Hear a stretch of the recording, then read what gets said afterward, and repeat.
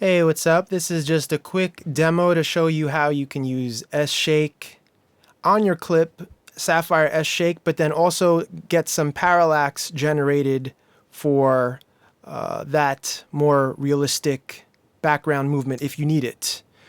So this clip on the left shows you what happens when you throw S-Shake directly on top of your objects on an adjustment layer above this house, tree, and mountain element. Those are all individual layers that have been set off in the Z direction. Then the right shot shows you with it's the same shot with S-Shake, except I've actually used Mocha Pro to stabilize the S-Shake movement, extract that, and use that tracking data to link it onto the camera, the After Effects camera. All right, let me stop this. I hope nobody got too dizzy. But let me just show you real quick.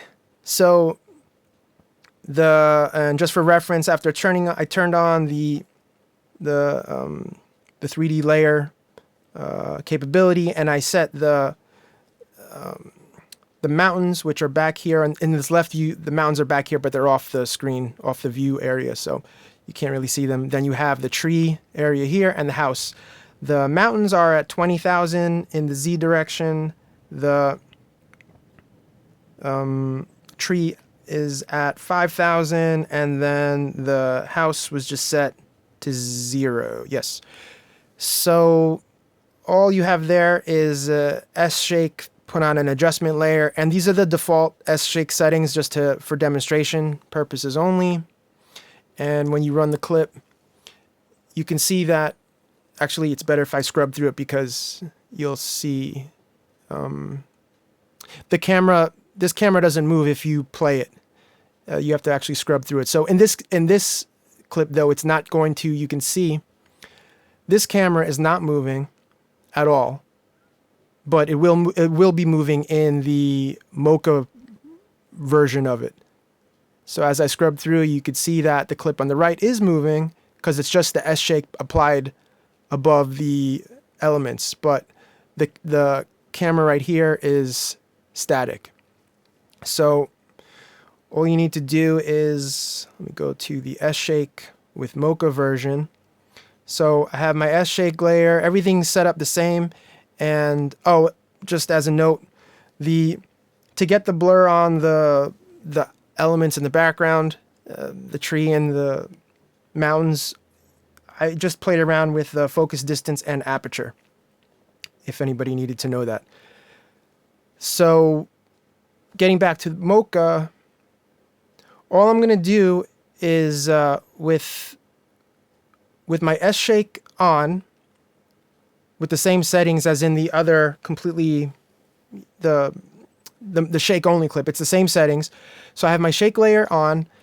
I'm going to put another layer, which was this Mocha layer, and it's going to track the movement of that S-Shake has created. And actually, since you only need to track a very stable object, a static object, like if this was like in a more realistic clip, if it was like a door or a window or some background element that's not moving, that's what you would want to track. So in this case, I'll just track the house.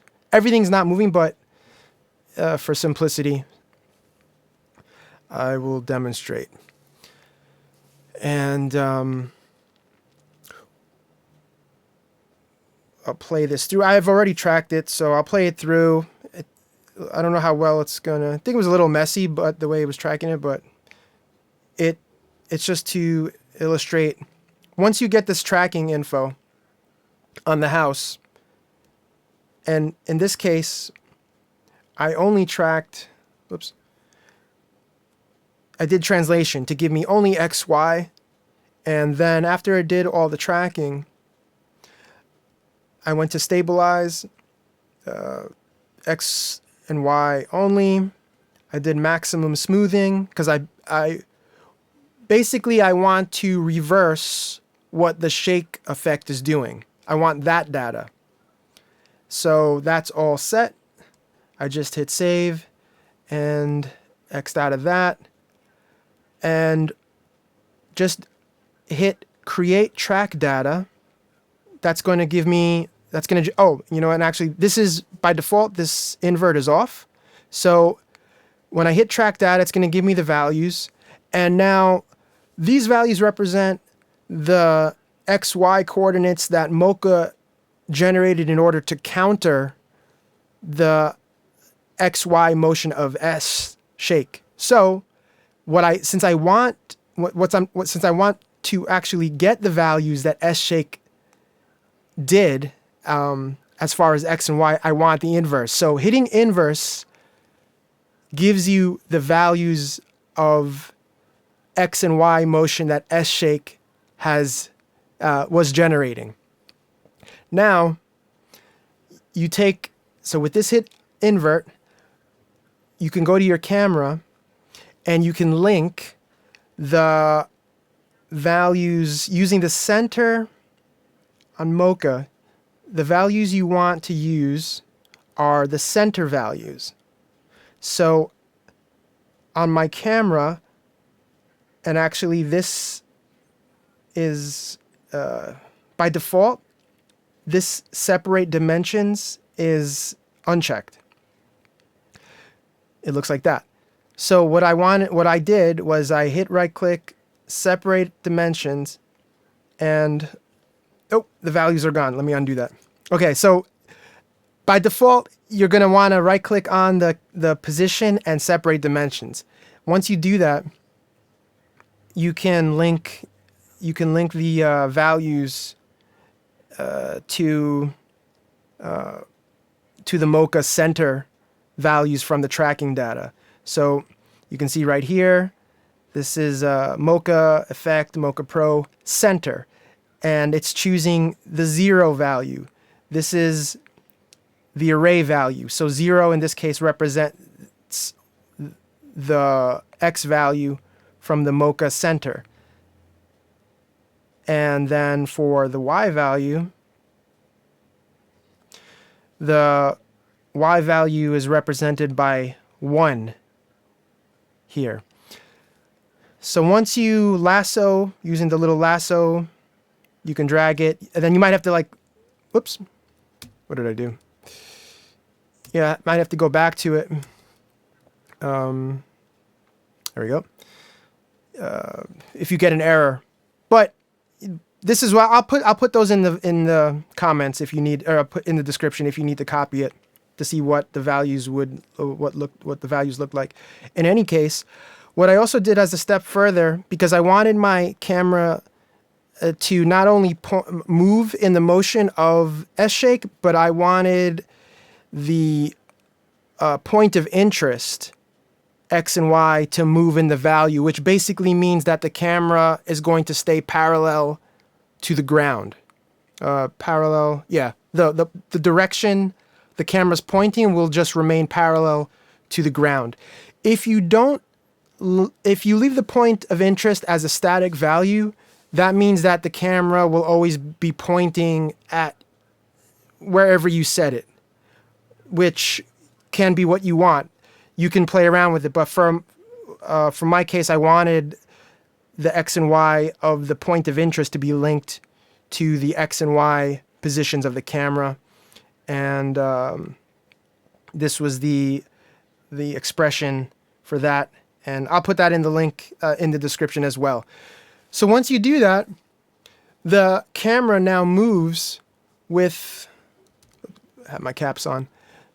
If I zoom in, you can see, let me turn on now my background, the mountains and the tree. And now if we look at the motion of the camera, oh, and you want to turn, at this point you want to turn off your S-shake, because you only had it on so that Mocha could visually track it. You don't need it anymore. So you turn off your S-shake layer, and Mocha, just turn that off as well. You're only using it for data. There's nothing visual being used from the Mocha layer. Now if I scrub through the timeline a bit, you can see, watch the cameras moving. which means it's generating the parallax, the realistic parallax going on here on the right side based on the tracking data which has been linked from Mocha. So if I go back to the top just to replay them side by side, the left shot is when you just apply Sapphire shake directly on top of your shot, and the right shot shows when you use the S-shake data you extract the S-shake data via Mocha Pro, and then you apply that tracking data onto a camera. And I guess depending on what you're trying to do, you might need the parallax, maybe you won't. It just depends. But hope this helped. Have a good one.